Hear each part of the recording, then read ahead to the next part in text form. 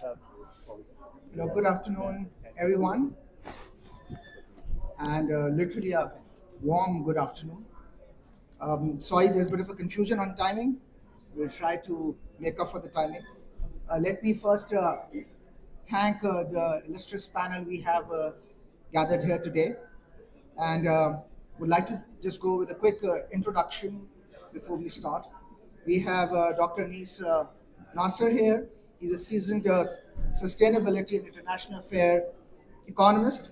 He's the leader in decarbonization and circularity at WEF. Thank you, Dr. Anis.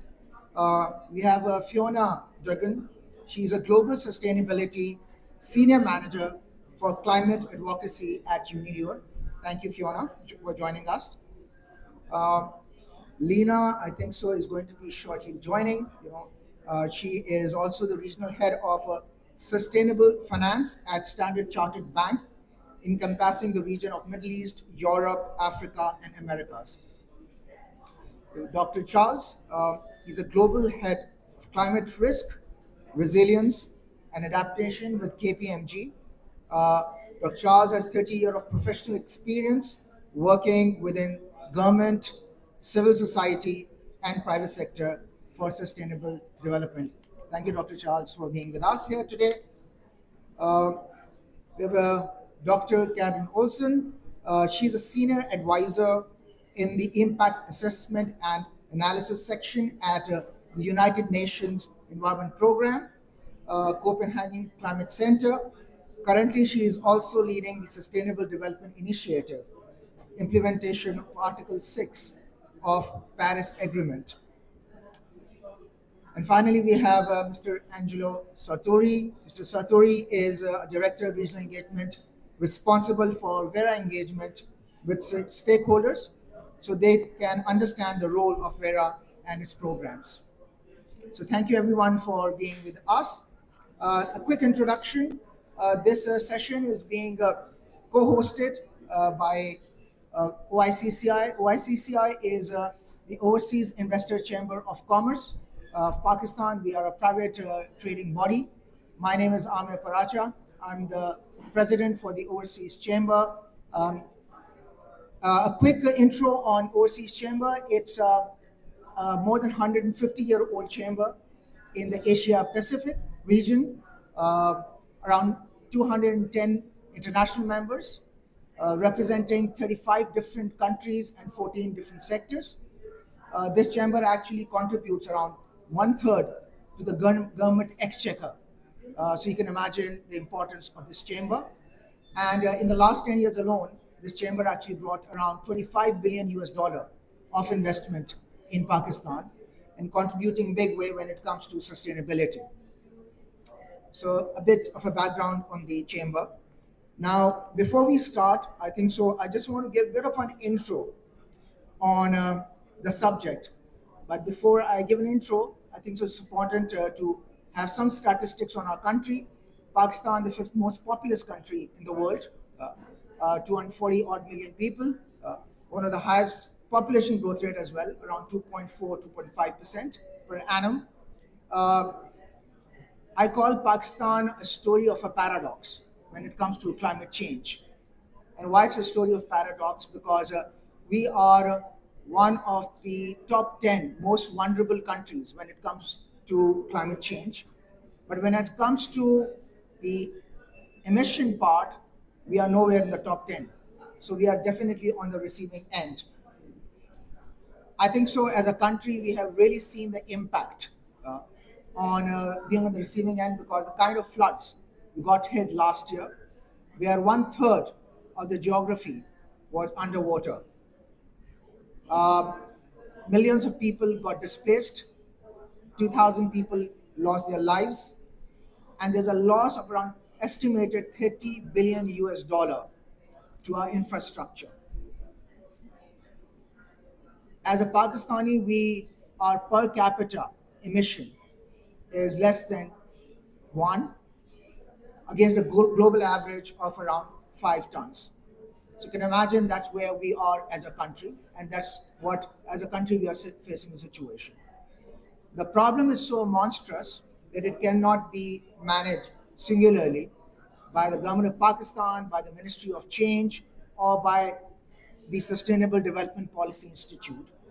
And therefore, the purpose of Overseas Chamber, which is the biggest trading body in Pakistan, is to collaborate with the government and the ministry to help solve this problem.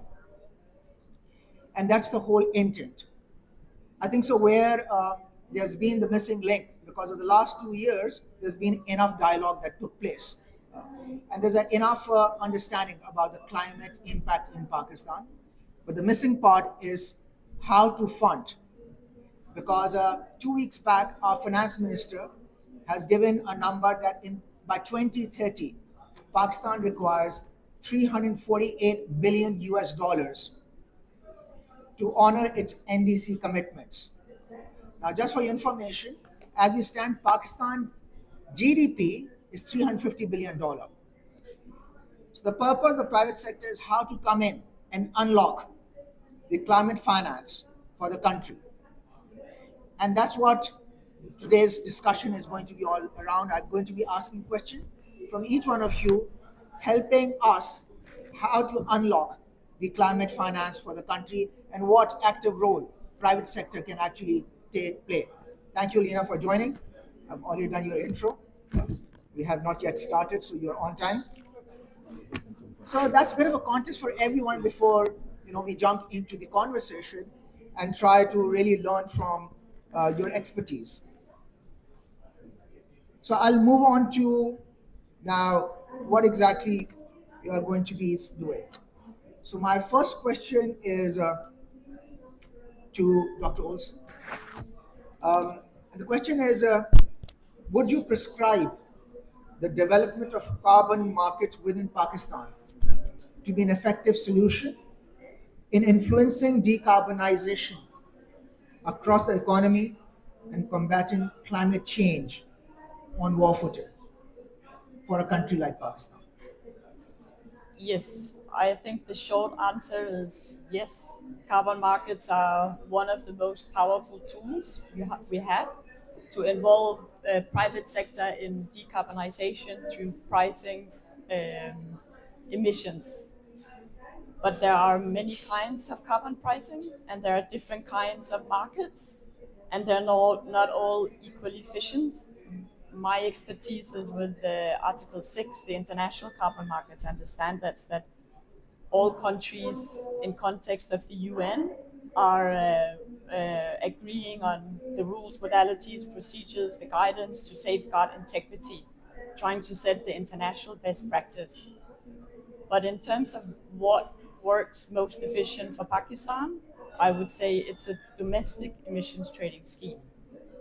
That's where you can best drive investments toward decarbonization, capping, starting with the big emitters. And then the international carbon markets complement. And I think that's what you have, both compliance, and I'm sure we'll hear more about the voluntary carbon market from Verra, because that's where the activity is, that's where the demand is. And it's a good place to start. If I speak on my personal views, I believe we should let all the flowers bloom, so to say, and that we will have both from the industry itself and the voluntary carbon market set high integrity standards. There's a lot of bad projects out there now with no integrity, and it's ruining the reputation of carbon markets, which is a shame. But there's room for improvement, and it is happening with multiple integrity initiatives, both the supply and the demand side. And I think if that's where we start, we are UNEP supporting the ministry very much so, with a very large project, 2 million euros for in-country implementation in Pakistan. And I think this can kickstart the learning and build the infrastructure. And it could also give lessons that Pakistan can use to think through what are the carbon pricing opportunities. You have studies, but it's not implemented. So I strongly believe carbon markets can play a very powerful role in decarbonization. Thank you, Dr. Olsen, for sharing your thoughts on having an active carbon market in Pakistan. And I will naturally transition to Mr. Angelo, um, that in your opinion, what countries like Pakistan do to market their potential to host voluntary carbon market projects effectively? Thank you very much. Yes, I totally agree about what you mentioned. Only to be on the same page, we have an MOU, a Memorandum of Understanding with the government of Pakistan. We have several MOUs with several countries around the world because the main thing that we do and we agree with governments is to provide them and the local stakeholders capacity building in the framework to understand the different carbon markets, voluntary carbon market, international compliance carbon market, and even in some cases there are already several developing countries that already have a domestic carbon market or they are thinking to have a domestic carbon market.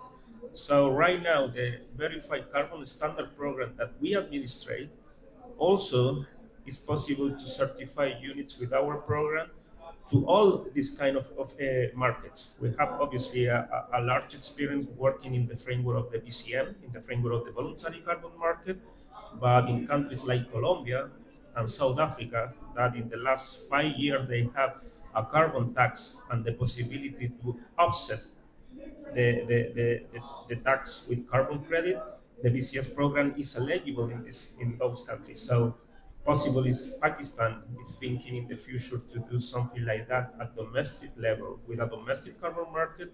Also, it's good to prepare everything with local stakeholders to have everything ready when that happens.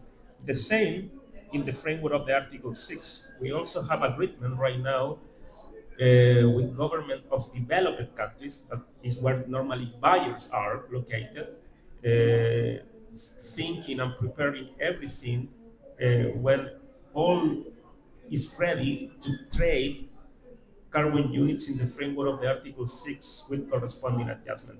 And we are doing also in our program some updates, obviously to add the specific label and other functions related with the corresponding adjustment. So first, I think it's very important to start doing some capacity building activities because it's important that the local organizations, NGOs, foundations, private companies could be the project developers in Pakistan at the local level in the future, and also to have local validation and verification bodies. Right now, we have some situations, some issues with the BBBs because there are not a lot in the world. And sometimes we have some very dramatic situation with a project, for example, located in Colombia, need to hire a validation and verification body located in India. And that means extra costs that the auditor had to speak in a different language than the local communities, and obviously there are some problems related to that. So the main thing is capacity building. There are other things that could be more technical or operational that I can explain later. But also, I think it's important that governments work with recognized JSG crediting programs. We are working right now in the framework to assess the BCS program in the framework of the carbon core principle of the ICPCM. And we are trying to follow in and receive all the recognition that are happening right now in the framework of the regulated carbon market and in the voluntary carbon market. For example, in the framework of CORSIA, in the framework of ICROA, and also applying what is possible to some assessment that even governments are doing in some different countries. So it's important work at country level later, not only with the BCS program, because I work in terms of where the BCS program is administrated, to work with the recognized JSG crediting program to ensure later the social and environmental integrity of the project and the units that are implemented in this case in Pakistan. Thank you, Mr. Angelo. It's indeed very helpful. Um, I'll come to Dr. Charles, and my question is decarbonization strategies are also fundamental for countries like Pakistan that lag in resources but are severely vulnerable to climate change. How do you think private sector can operationalize funding programs in partnership with public sector for materializing these strategies? Uh, Thanks for that question. I think that the first thing that I'd like to flag is that in the context of a country like Pakistan, how you finance decarbonization plans is obviously going to be very important, but no less important for any organization is going to be your adaptation plans. So what you really need to be looking at is integrated climate change strategies that bring both sides of that or address both sides of that equation. Uh, uh, Appreciate or recognize and address the potential trade-offs, also create synergies, but most importantly, create organizations that have the agility, the ability to understand the rapidly changing landscape in which they operate and be able to see the signs, come up with an effective response, and implement that. Now, when you start talking about such a holistic response, of course, this is not going to be cheap. It's going to be costly. And as a result, we are looking at new additional mechanisms to try to mobilize those kinds of resources. Conventional mechanisms have demonstrated their inability to move at the speed, at the scale that is required. Hence, we're starting to look more and more at carbon markets. We're looking at blended finance. And to the point that was made earlier, none of this is an either or, it's an and. Yeah. Now, this COP has seen a lot of excitement about blended finance mechanisms, and rightly so. There is a lot of potential. They have demonstrated the ability to mobilize private capital, frequently at a multiple of the public capital that is invested. And I'm very encouraged by that in principle, as well as some of the resources that have been committed to blended finance during this COP. And even though it's frequently kind of hidden in some of the language, those resources committed included the Loss and Damages Fund, right? So some of that is going to be used to leverage private capital.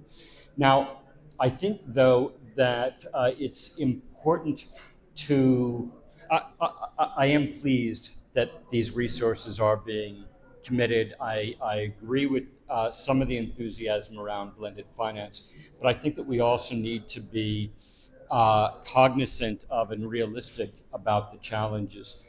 First off, blended finance does not make conventional risks and barriers to private capital investment go away, right? So when we think about the challenges to blended finance, think about, well, all of the pre-existing barriers, right? Private capital looks at many emerging economies, looks at regulatory risk, looks at political risk, looks at currency risk. All of these things don't go away. And to me, I'm quite intrigued by the fact that those things aren't being acknowledged. Like blended finance is going to be a panacea, right? So you've got those pre-existing challenges, if you will, and then we add on an additional layer of challenge with blended finance. And I think that three of the things that stick out, those special challenges for blended finance, include asymmetry of knowledge and understanding between different partners. Banks are trying to get their heads around this. Government is trying to get their heads around this, and also private capital is trying to understand.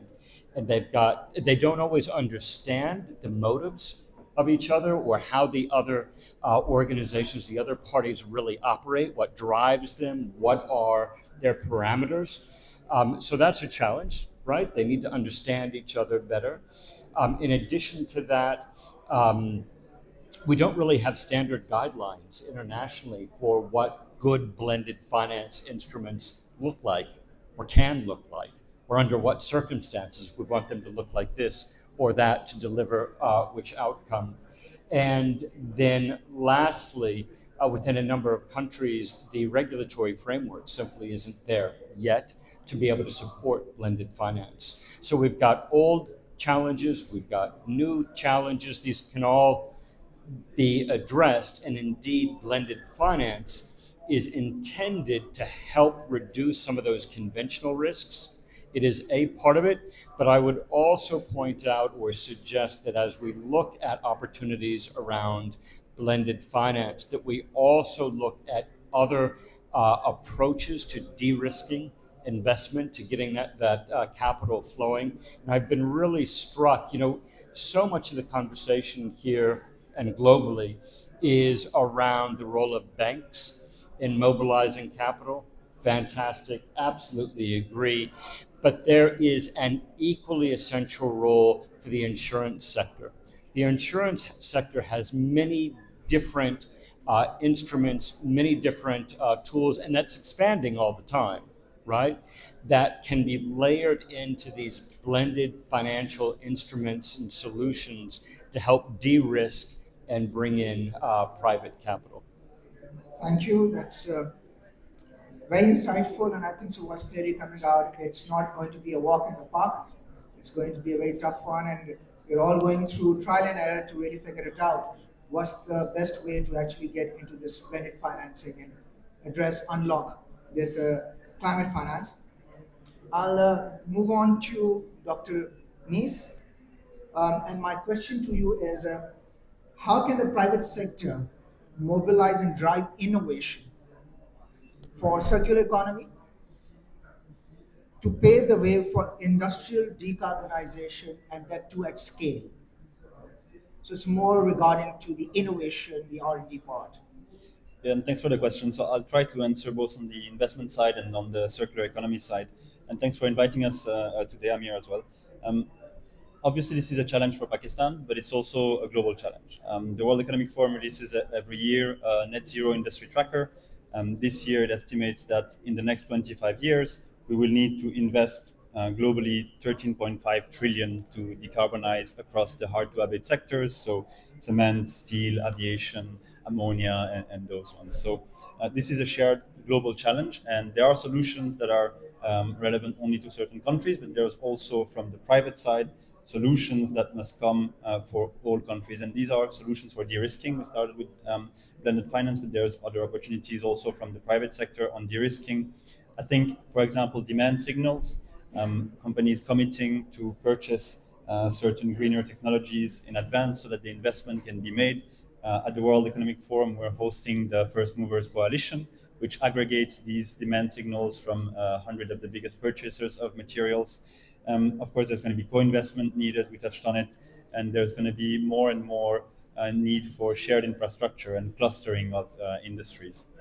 So that's for the investment side. Then on the circular economy front and how we can get innovation there.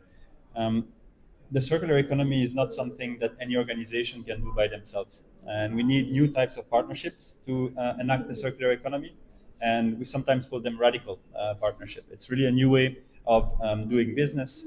I think everyone now understands this. We've done a survey with Bain & Company of executives, and 9 out of 10 of them were saying that in their circular economy strategies, they are trying to think of new types of partnerships.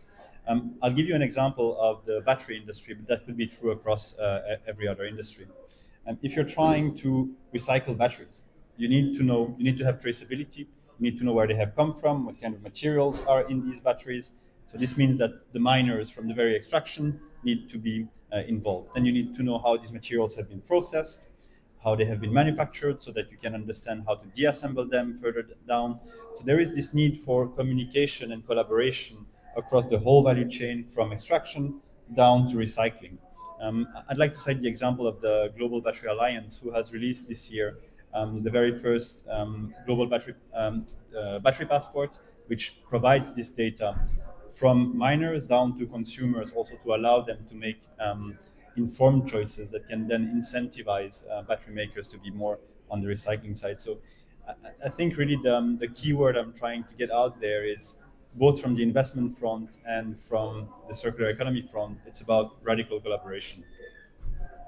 Thank you, Doctor. I think so.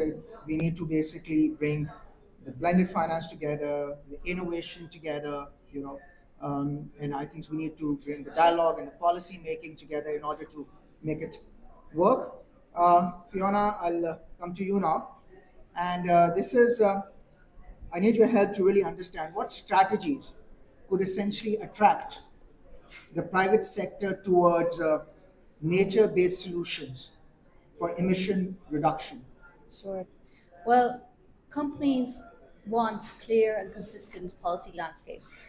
They like predictable environments. If they see that governments are orientating themselves towards nature, to nature-based solutions, to regen agriculture, they will orientate themselves as well.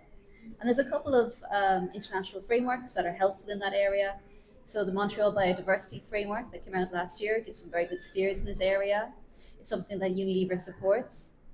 Currently, negotiations are hard at work, just a couple of 100 yards away from us, working the global stocktake. It would be interesting to see what comes out of there from the food, agriculture, and nature.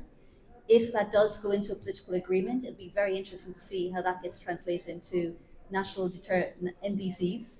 If that does happen, how does that get translated into budgets? And how does that get translated into investment plans? So really, the strategies that the private sector are looking for is predictable, clear, and consistent landscapes. And once they have that, then the entrepreneurial spirit can jump off. Then they can go and work and say, okay, we know this is going to be something that's going to be important for this country. Let's orientate ourselves towards this. Let's do that. So honestly, I think what's happening in a couple yards away from us is vitally important. And also what will happen over the next couple of months is also going to be vitally important. Those are the strategies really that we would need to see. No, thank you. And I think so you have rightly mentioned for any private sector, predictability and sustainability of the policies are the key to really drive more and more finances towards the nature-based solutions. Lina, I think so over to you now. Given you represent a Standard Chartered Bank, I would like to understand what roles bank and financial institutions play in ensuring that private sector finance for sustainable projects in a country which is like Pakistan, and basically get into this mainstream market capable of supporting the transition to the sustainable economy. So more around green financing, by banks, and how is it evolving, or how banks are actually taking that interest to take that risk. Thank you. Thank you for having me as well join the panel.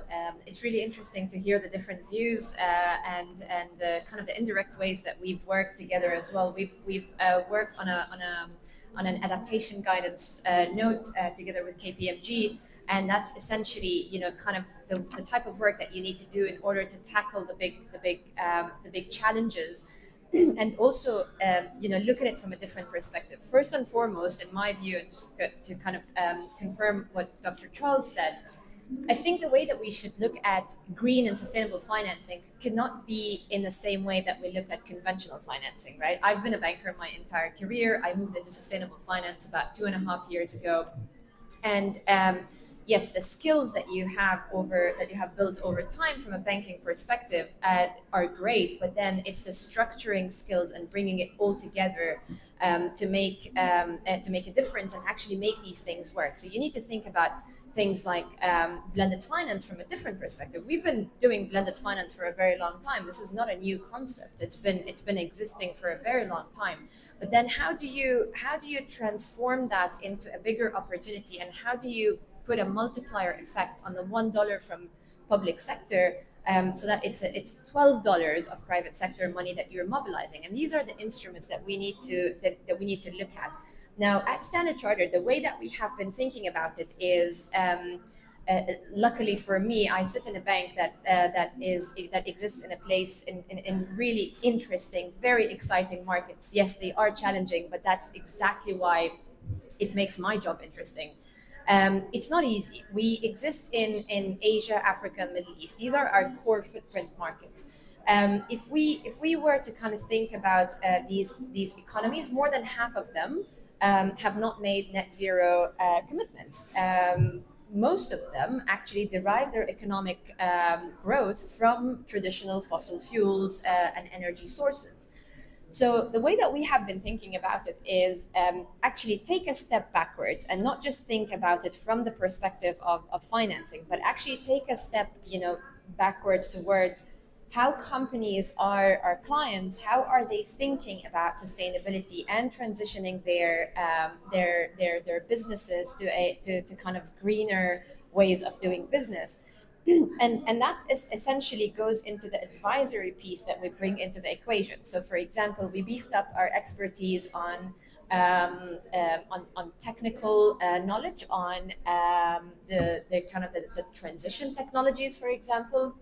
We have created new products as a response to what we're seeing from the market, from our clients, what they're looking at, trying to address the specific challenges. And sometimes it's a bit of an iterative process, but not always. And sometimes you can clearly see it generally through how you're interacting with clients. But a good example is our ESG advisory business. We're not really going to compete with the Big Four or with the McKinseys and the BCGs of the world, but where we're playing a role in our kind of in the life of our clients is to come in and say, these are the things, because we're a bank, these are the things that we would expect to see from you in order to continue to bank you. And that's probably how other banks and financial institutions, whether it's lenders or investors, are going to look at you.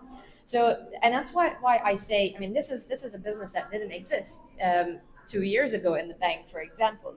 But essentially, we're seeing an uptake of that. And again, that goes to my initial point of, we need to think about this very differently. We need to think about how we tackle some of the challenges. I just want to go to the point, back to the point on blended finance, because I feel very strongly about it, and I've kind of been involved in a couple of things to address the challenges. I think that it's a big topic, and I do agree that we're not doing enough. I think there isn't enough coordination, which is surprising. There isn't enough coordination between the private sectors, the MDBs, DFIs, on how we get this done. So we've seen country programs; they work. JETPs, country finance initiatives. I think those are still in the initial stages, but we're seeing them bear fruit. The second thing is project preparation. So project preparation, is where we kind of need to align with the MDBs and the DFIs on what do I need to see as a bank in order to kind of mitigate certain things. But also, how do I, as a bank, start looking at financing the hydrogen sector? I mean, it's not like, people say, well, you can finance it the same way that you do LNG. Yes, but there are no off-takers. It's not a liquid market. Like, how do I do that? So I need to think about different ways, and I need to think about different structures, and I need to get my credit team comfortable with a lot of the developments in the market through different methods of that.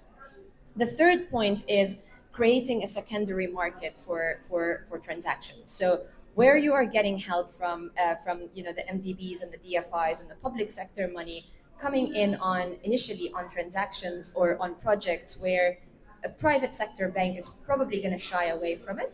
You need to create a structure that will allow this private sector bank to offtake from you as an MDB or a public sector and take that money and then deploy it somewhere else. So you kind of create that originate to distribute type of business, and you create a flywheel around how the money is being recycled in the economy.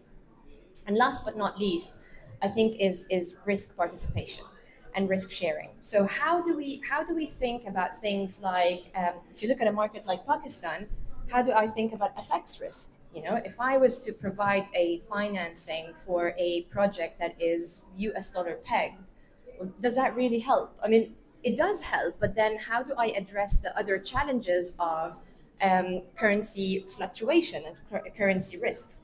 And also thinking about, going to my point on hydrogen, I was on a panel earlier this week, and it was really an interesting one, because we were talking specifically about hydrogen. For some reason, it just went into hydrogen. And the whole point that was being made around the table is that we need to start looking at sharing risk across the value chain. So if I'm a supplier and I'm willing to produce hydrogen and I'm willing to sell it, but there's no off-taker, well, I'm taking the risk as a supplier. But if I'm a buyer and I'm going to convert my, my system to accommodate just hydrogen, and there isn't enough supply, I'm taking a risk. And as a bank, I sit in the middle and I'm taking the risk of this system not working and not being commercially viable. So we need to start coordinating, especially for new technologies. I think we need to start coordinating more across the value chain to say, okay, guys, this is what's going to work for me. This is what's going to work for you. This is the risk I'm going to take, and this is how we're going to make it work. And I think that part is happening, but probably not enough. So, yeah, thanks. Thank you, Lina. I think so. Very, very clear how banks can actually play the role. And as you rightly said, there has to be risk sharing in order to kickstart this overall process. Dr. Olsen, I'd like to come back to you. And something you touched upon earlier, and Angelo also tried to give his perspective on this. But I still want to come, you talked about the increase in transparency and integrity required in the carbon market. The question is there any way or there's any hope private sector can actually help increase this transparency and robustness and the integrity of the carbon market? That's a good question. And I think the short answer is not just yes, but it's also no. It depends. There is in the market, Article 6 in particular, a lot of what we call perverse incentives to keep the price down. It's easier to buy cheap units, particularly from forest credits. And in the voluntary carbon market, some of the most controversial units have come from avoidance projects, which is essentially stocks of carbon. You don't cut the forest, or there's also enhanced conservation, but it's about preventing deforestation. And the argument against this is that if you turn these into ITMOs, then those that buy the units can use them for offsets, which means they don't reduce themselves. Does that benefit decarbonization? No, it does not. So that's why integrity is so important, and that's why we are in the negotiations trying to agree on what does that mean? What is integrity? And that is very much related to transparency. How are you reducing? What are your methodologies? How does it relate to the NDCs, the goals of the country? Are you counting it towards your own NDC target? If not, and you sell it, how do you sort of account the corresponding adjustment so that you don't double count? And all this, which is super technical, is very important. So can private sector drive transparency? Well, as I said, they have some incentives to not have it, to have low integrity, because that means you can get cheaper credits. Whereas if you have very ambitious, high integrity credits, they're likely to be very expensive, if particularly if they are Paris aligned. Because that means countries will not oversell. They keep units for compliance with their own NDC. And if they sell, they have to reduce more themselves. And then coming to the role of private sector, can they drive transparency and integrity? Actually, yes, they can. And yes, they are doing it. Exactly as we heard from Verra, we have, because of this bad reputation of carbon markets internationally, the industry has an interest in regulating itself. And they're doing that through, on the supply side, it's the Integrity Council for the Voluntary Carbon Market. I sit there, I work as a specialist on promoting sustainable development and safeguards. No harm done to communities and to indigenous people, which is very important, because we've seen a lot of violations where it's gone wrong. And we also see it from the demand side. On what is it that companies can claim when they buy the units towards achieving their net zero and carbon neutral claims.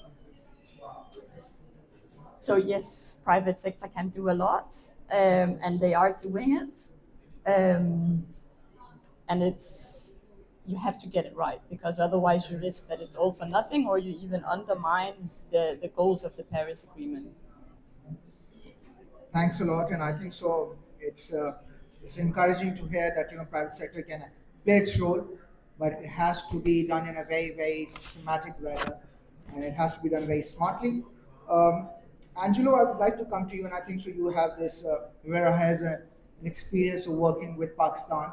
Has recently signed an MOU, and just in the morning we were actually attending a discussion on Pakistan Indus Delta Blue Carbon, biggest project, and I heard this is the biggest project in the world, where 220,000 hectares have been undertaken. 80,000 hectares have already been, have grown mangroves, and Verra is the one which is, kind of administering the whole carbon market, voluntary carbon market. What's been your experience uh, with Pakistan? What kind of the capability your company has actually experienced? What's the capacity there?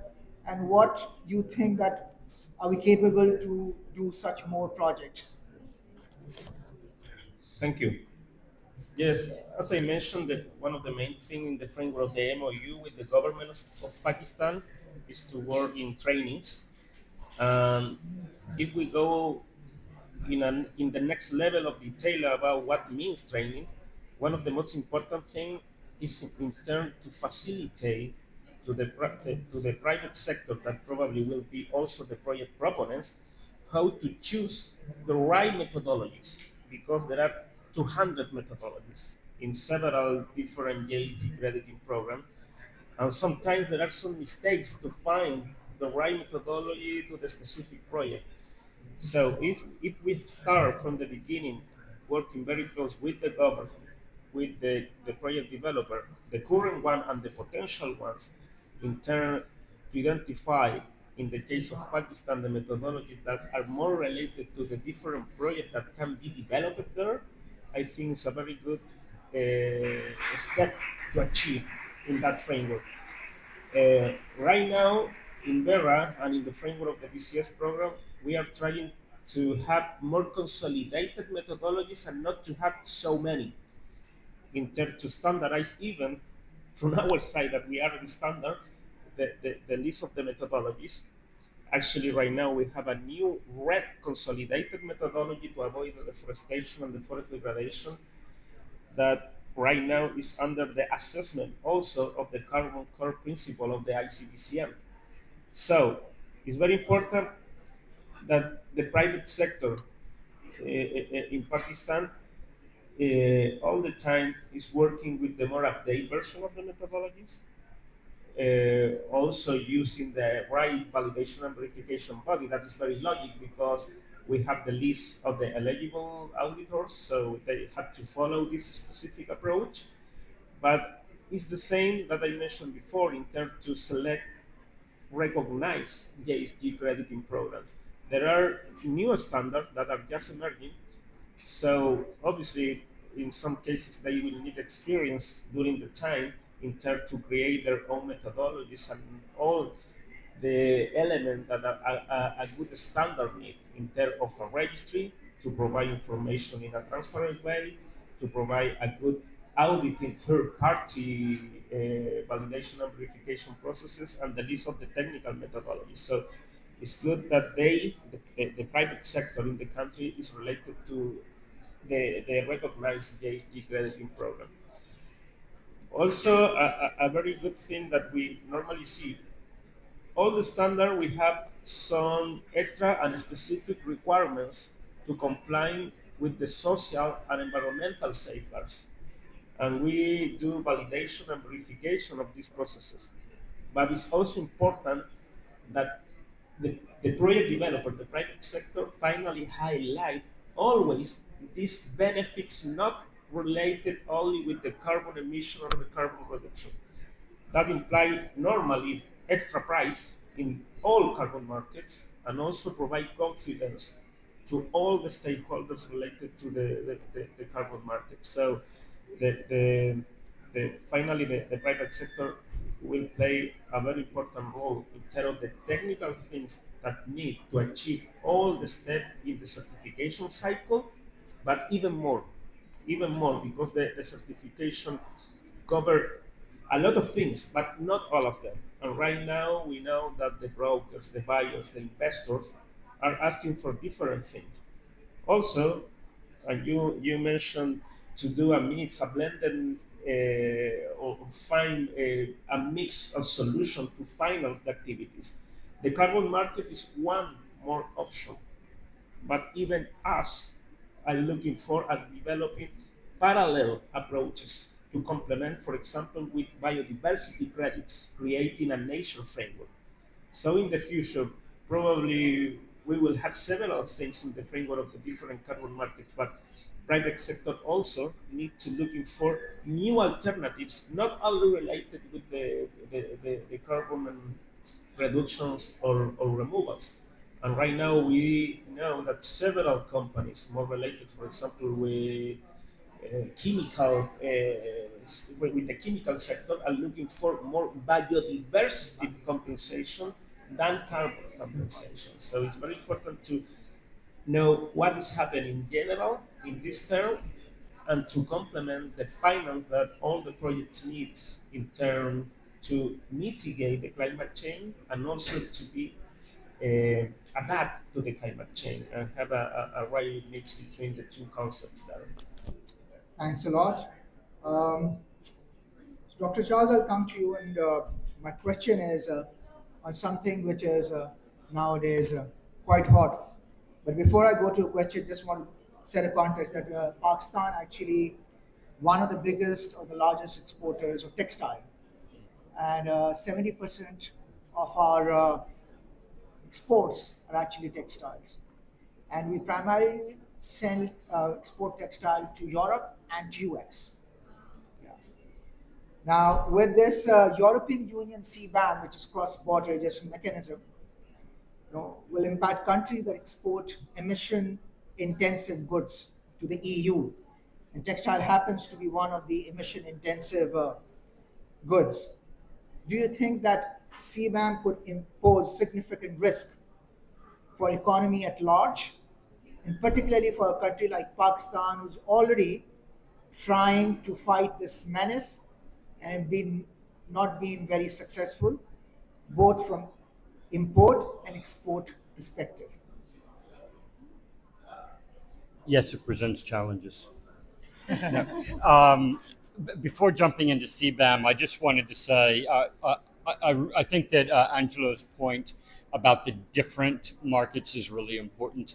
This principle of bundling and stacking, not only carbon credits, but also potentially biodiversity, water credits, bringing those together in a package of ways that makes real change and maintaining and expanding that change possible is something to be looked at together rather than in isolation.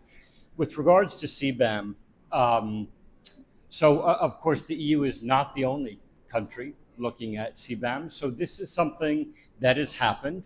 It is something that is going to continue happening and rolling out across different markets. And if you look at some of the intentionality around it, it's pretty well thought through. They are going to achieve exactly what they wanted, which is to make other economies decarbonize through the use of trade policy effectively, right? I've watched some of the international debates and tensions with a great degree of interest. There was a large country, perhaps one nearby, Pakistan, that was really quite offended when they realized that, wait a minute, basically Europe is going to put a tariff on our companies that have lower emissions, and the only way to stop that is for us to basically have a carbon tax. So they're saying either we're going to keep that money here and tax our companies, or the EU is going to take that money. Well, we're going to foil the Europeans and we're going to put something in place here. But Europe has no problem with this. They got the outcome that they wanted, right? Which is a stronger message within that country that the companies have got to decarbonize. So I think that what I'm about to say, which is raising concerns about CBAM, needs to be put in the context and recognizing that it is actually and absolutely contributing to its desired outcome, right, which is decarbonization in other economies. So that's true. It is effective. It seems to be effective in some very powerful ways. But there are challenges to a country like Pakistan, which really go to the heart of equity issues, right? So, what this is going to do, what CBAM does in practice, is that it can directly raise the cost of or change competitiveness, raise cost of a product. It can also change competitiveness. I'll give you an example of this. If, for example, Pakistan exports concrete, right? There are other countries that are investing heavily in low emissions concrete. Well, you're not going to be able to compete because, or it changes the competition profile. Yeah. But even if you are going toe to toe with a similar product, Pakistan, for example, has some 65% of its energy that comes from burning of fossil fuels, right? So that then gets layered into the carbon footprint of the product, and it makes it more difficult to compete against the exact same product, but being produced in an economy where you have more renewables, right? So you get those two dimensions that shift the competitiveness of products. Now, in addition to this, you have the potential for a retaliatory action by a country saying, well, we think that this is unfair, et cetera. And so then you get basically conflict between trade. This is further friction. This is also going to weigh on an economy. So you've got those first two elements. You've got friction, retaliation. And so I think that through these three angles and more, yeah, absolutely, this is going to impact on Pakistan's economy and potentially quite strongly. Yeah. It does, though, flip or provide as well an opportunity to say, all right, to multilateral development banks, et cetera, if this is going through, we need support, right? To traditional donor countries as well. If you're going to do this, okay, we understand the objective around decarbonizing a value chain, a key product, but then help us work out a solution to this. So I do think that it needs to be leveraged back. Thank you. That's a very interesting point you've actually made, which that CBAM or the tax being imposed by the exporting country can create issues of competitiveness across the market. Would like to come to you, Dr. Anis, and my question is that the World Resource Institute estimates a potential of USD $4.5 trillion in economic opportunities through circular economy. What is the opportunity for countries like Pakistan to get a share of these finances for decarbonization and circularity? Yeah, thanks for raising this question, and I think it goes back to the point you were making before, Charles. I think this is the question of how do you get climate FDI in developing countries, and there's the underlying challenges, the socio-economic challenges, currency fluctuation, political fluctuation. All of these are there, and they're long-term challenges every country is trying to fix in the end. When it comes to getting this climate foreign direct investment, there are a bit easier, shorter-term fixes that we can try to use. And I want to talk here about investment promotion agencies. We've released in July 2023 this year a guidebook on how to facilitate climate FDI that's especially directed at developing countries. So I'd be very happy to send it to you actually and to get your expertise on it. So we've consulted with India, Uzbekistan, Ghana, and there's I think 10 or 15 real-life examples of successful implementation strategies in there. The idea is try to make it as simple as possible, and there's 4 key measures that we have in there. The first measure is, of course, to create an enabling environment for finances to come in the country. And so this starts with defining the climate FDI strategies for the current region, which will be in link with NDCs. In Pakistan, it would also very much be linked to adaptation, which you mentioned in the beginning. Then goes the prioritization, which sectors should be key in the relevant country, and then aligning investment incentives, and these might be financial or non-financial for these sectors. So in Uzbekistan, for example, they've chosen to be very targeted, specifically on public-private partnership for energy transition investment. So they've dedicated a whole campaign website on this specifically. And we see that targeting this type of climate FDI has been quite successful. Once we have these strategies, then we of course need to map what kind of supplier investment there are possibilities in the countries. So creating databases of all the suppliers, trying to create metrics of where they stand so that we see what could be bankable projects. Because in the end, through MDBs, the funding most often is there. What is lacking is what are those bankable projects. So creating these types of supplier lists, starting with a long list, creating criteria to get to a shorter list, and developing also supplier development programs so that those can move from non-bankable to bankable. So that would be the second measure.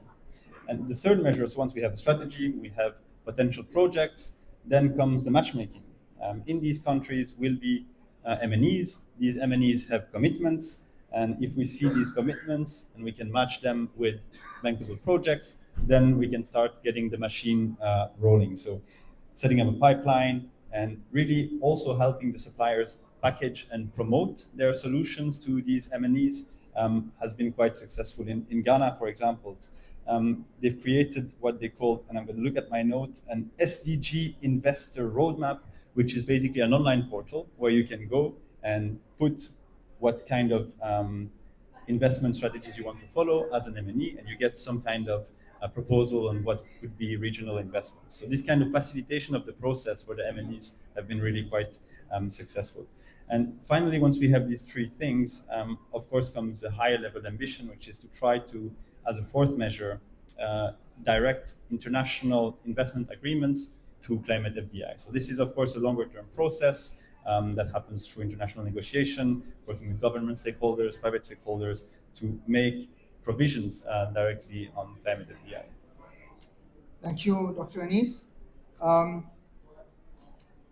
Fiona, can you help understand what sort of opportunities are there for the public sector to engage with the private sector on ecosystem regeneration and biodiversity conservation? I think it goes back to what Anis was saying about the bankable projects. So what are the bankable projects that the private sector and the public sector can come together around? And it goes without saying that first of all, you would look at what is a private company doing in a certain country, what is it prioritizing. For Unilever, we prioritize our supply chain. We want to make sure that it's fair, it's just, very efficient, and we bring unmissable superiority in all of our products. But the way that we do that is that we make sure that that supply chain works for everybody within that supply chain. So I'm talking about the farmers. How are they doing? How can we help them move to regenerative agriculture? How can we do that? How can we make sure that the best product goes to the customer? How can we do that? But also, I think it's very important as well when we're talking about how do we tackle, the biodiversity crisis, the climate crisis, and the debt crisis that we've been talking about so much here, is we have to be very careful that we don't neglect nature itself, because that is really the core stakeholder in all of this. We have to understand that what are the good high integrity projects that we can work on together, public and private? And so, for example, we're very aware that nature gives, crop pollination, it gives carbon sequestration, it gives water purification. Without this, none of our businesses will work. Without this, none of us will be able to survive. So what we need to do is we need to come together, look at where a company is, look at their supply chain and say, okay, these are the interventions we can make. If you want to move to a better level of agriculture, this is the intervention that you can make. If you want to move to a better level of restoration, regeneration of nature, these are the bankable projects you need to do. But I think the key thing here is integrity, it's scoping, and it's working very carefully with all the stakeholders. There's also some very interesting things happening.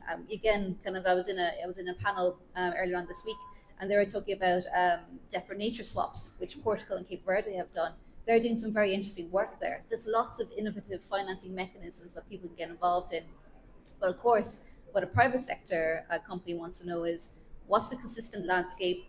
Is it clear what the outcomes are? Is it de-risked? How can we help on that journey to de-risk as well? So in answer to your question, there's many, many ways of doing it, but there's only a few ways of doing it correctly. Thanks, Amir. Thank you, Fiona. I think so clearly it's coming out that the integrity is very important, and so as the bankability of the project, that it doesn't make sense or not. Coming to my final question to Lina. So Lina, can you help elaborate on the multiple green financing opportunities that public and private sector collaborations can benefit from, and what must Pakistan do to make itself an attractive destination? So that's a big question. I think that there are a lot Big of. or a heavy one? Sorry. Big or a heavy question? It's heavy. It's heavy. It takes. There is a lot that can be said about that. But I think, look, there are a lot of interesting kind of instruments that are already out there that Pakistan can tap into. That for nature swaps is a great one actually. The carbon markets is also another solution, but. Just kind of to build up on the discussion that was happening on CBAM and on the supply chain, I think there are also ideas or solutions that we can put in place and utilize some of the, sometimes innovation doesn't really have to be come up with new structures or anything like that, but it's actually about repurposing some of the existing things that we do as well to contextualize what's going on, right? So if we look at that supply chain finance, and there are a lot of ways that you could potentially use the credit, and these are instruments that have existed. They don't exist just because of sustainability or sustainable finance, but instruments like vendor prepay, for example, where you are enabling your kind of small scale suppliers sitting in kind of remote countries, or not remote countries, but even in countries where they don't really have access to renewable energy. So if you're a textile company in Pakistan, well, I don't really have access to renewable energy, so how am I actually going to decarbonize my, it's not like I can just kind of plug in, it's not like a choice that I just have and I'm making the choice of using fossil fuels. It's the fact that this does not exist. It exists, but it doesn't exist at scale for me to just be able to opt for it as a supplier, as a textile supplier. So what can you do? And if I wanted to kind of build an off-grid captive renewable energy source, I'm probably going to need another 2 to 3 years before it's all kind of up and running for me to be able to comply with the kind of the CBAM or any other taxes that are coming up.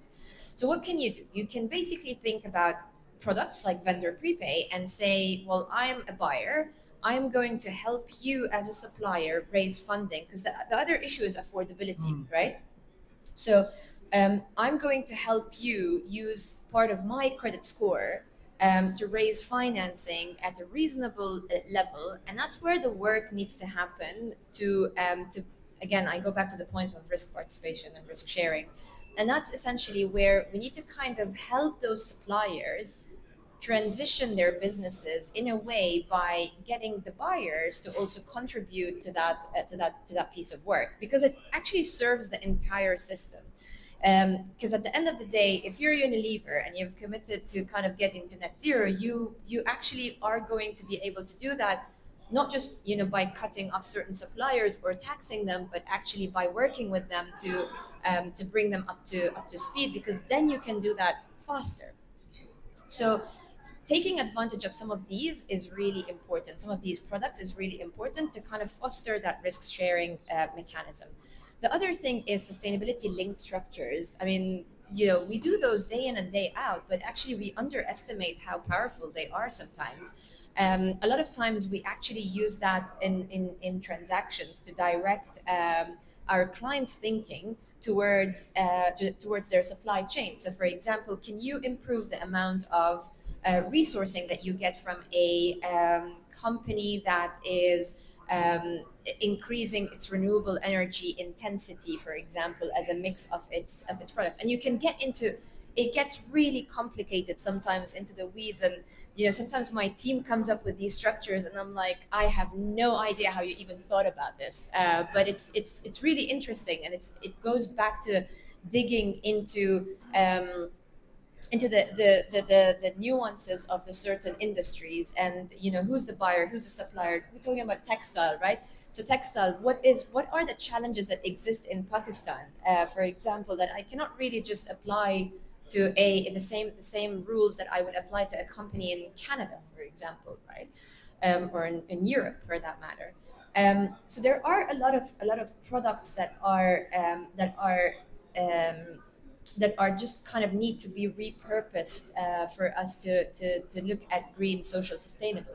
But more importantly as well, I would also caution on greenwashing risks. And that's something that we're heavily focused on in the bank, in terms of how do we ensure that when we're coming out with certain products, we're ensuring that there are the right governance and risk processes around it, so that there isn't anything that we are missing. Because sometimes people do things with good intention, but if you don't do it well, it retaliates, and it becomes something that doesn't work anymore, and you take 2 steps forward and 5 steps backwards. So yeah, I'll just keep it at that. But there's so much more that we can talk about, including how Pakistan could potentially think about there's a lot of work that's being done on that, actually, beefing up the regulatory landscape to adopt to these evolving requirements. Hadika, I think, this morning was speaking about Article 6 and the regulatory framework that they're putting together. And I think these are the things that the country can continue to do, and foster partnerships that it has with other governments, but also with stakeholders like us, a bank that has been in Pakistan for a very long time, has deep roots in it, and deep roots with clients and with relationships, to kind of bring it all together. Thank you, Lina. Yeah, I just really want to highlight something that both Lina and Fiona had touched upon. There is so much talk about the importance of public-private partnerships in mobilizing capital. I agree. But what both of you were talking about was private-private partnerships in a new way. And I think that those private-private partnerships are as important and have as much potential, and indeed may in many cases be critical to the public-private partnership component as well. Yeah, they're very interesting. G, please. Yeah. Thank you. Very enriching discourse that we had, and benefited immensely. But I was just trying to recollect my take-home messages. I think what I picked from you, Fiona, was an argument to create domestic emissions trading market first. And from you, I understood the importance to have carbon taxation first, before we go to the Integrity Council, which has not enjoyed much trust in Pakistan or some other developing countries, for a number of reasons. One of them is that these are unequal contracts. Recently, under a Supreme Court decision, we lost in international court several $1 billion. We don't have the ability, we don't have a regulatory system in place, we don't have a registry, we have not digitalized the registry. there's a whole plethora of actions that we need to take before we could engage with anyone. And yes, Verra is a very reputed firm, but we know several other companies who sign MOUs to elbow out their competitors with the help of a few training workshops. So for us, it's absolutely important to have not cart before the horse, but put our house in order first before we could invite. And main concern for us for the first three comments is that can we use our emissions trading system to reduce our nationally determined contribution targets? If these are not counted towards that, I don't know which whom would they serve. So that is an important point for us in Pakistan, that whatever we do has to be counted towards it. Right now, when the market is collapsed, we are selling left, right, and center at a time when there is no good market, there is no credibility, and when I will need them to reduce my national targets, they'll be expensive and I'll have to buy them from international market. So we have very deep misgivings about VCM compared to the regulatory market. I don't have the time to go in much detail, but sir, thank you for your excellent presentation about de-risking and the way the facilitator, Amir, has juxtaposed the question of border trades. Now, de-risking is important in a country where we have very high cost of capital. De-risking will make projects even more expensive, and our debt travel further strengthen. So the de-risking begins by the national capital to becoming co-partners in our infrastructure or other investments. So the question here is a reflection. I don't want to put a question because there is no time. Yes, EU has balance of payment issues with China, but Pakistan should not suffer because of that. So one possible option at WTO can be, not in these forums, is that we tax, as it was mentioned earlier, and we plow it back to decarbonize.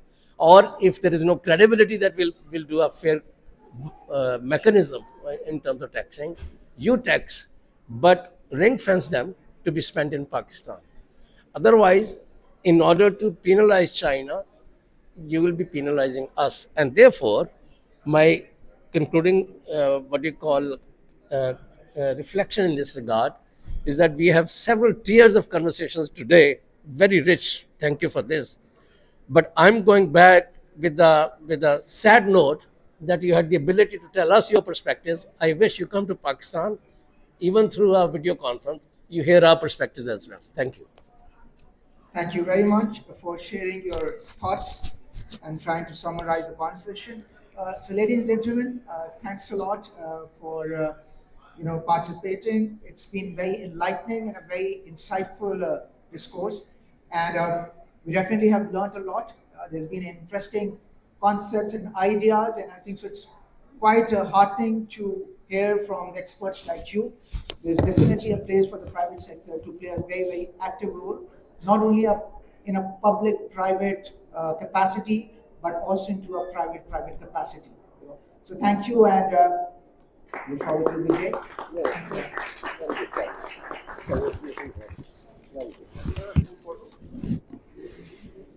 Thank you.